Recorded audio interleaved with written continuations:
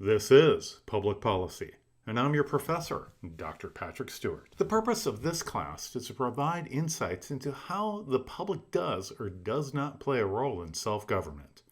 More specifically, we consider the scope of participation in public policy making. The history regarding the question of scope of politics goes back to well before ancient Greece and the philosopher Plato, who recounted Socratic discussions concerning those who were best established to run government. In this case, and not surprisingly coming from a philosopher, he saw the best rulers would be the philosopher kings. The founders of the American Republic certainly agonized over the distribution of power. They knew that highly centralized authoritarian structures such as aristocracies, royal families, and so on were a failure from their experience with them. On the other hand, they found that they failed with the decentralized models, as the Articles of Confederation only lasted just over a decade. They ended up putting together the compromise model of the U.S. Constitution that holds us together today. This approach seems to work well enough, although we have seen recently that there are those who disagree with this model.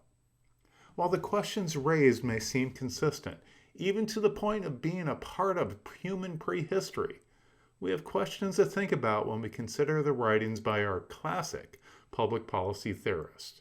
First, given the age of our readings, are they still relevant with modern technology and more diverse groups now having a greater proportion of power than ever before?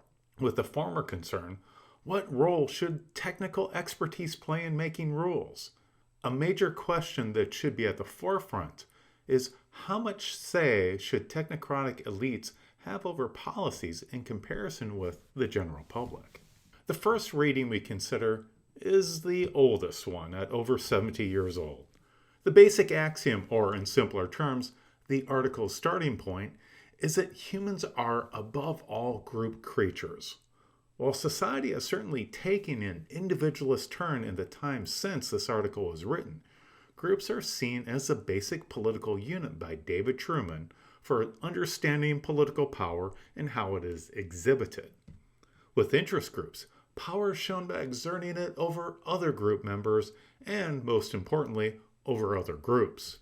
This can include such actions as the prevention of other groups from forming.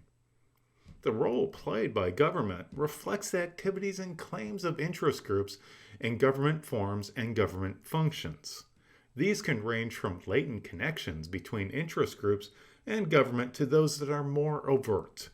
And the claims of power by interest groups through government can range from routine and widely accepted to those claims that are highly controversial and as a result reveal instability in a society. One example of claims made by interest groups that has been quite stable is the belief that the marketplace is the best analogy for reaching the good life, even though markets are based upon individual competition, whereas politics is based upon cooperation within a group and competition between groups. An interest group's access to power and the ability to structure decisions in public policy to favor them is based upon their strategic position in society. If these groups have high status in society and access to government officials, their ability to structure decisions is quite good. Likewise, the internal characteristics of an interest group matters. Organizational structure matters, especially in terms of the degree of structure and the appropriateness of the structure to meet demands of a sector. Connected with this is the leadership of an organization and the group's cohesion.